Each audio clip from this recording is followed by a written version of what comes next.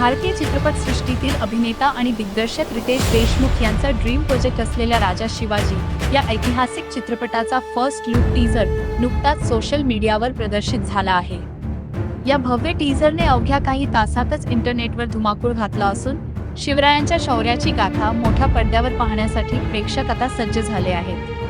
हा चित्रपट 1 मे 2026 रोजी महाराष्ट्र दिनाचे औचित्य साधून जगभरात प्रदर्शित होणार आहे.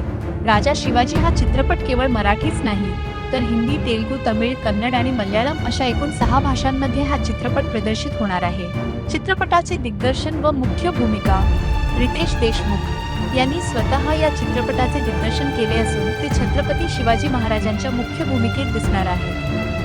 मुख्य म्हणजे अभिषेक बच्चन, संजय दत्त, जेनेलिया देशमुख, विद्या बालन, महेश मांजरेकर, फरदीन खान, भाग्यश्री, कोमल इराणी, जितेंद्र जोशी आणि सचिन खेडेकर यांसारख्या दिग्गजांची मांदियाळी या चित्रपटात आहे. प्रसिद्ध संगीतकार जोडी अजय अतुल यांनी या चित्रपटाला संगीत दिले असून टीझरमधील पार्श्वसंगीताने अंगावर काटा येतो.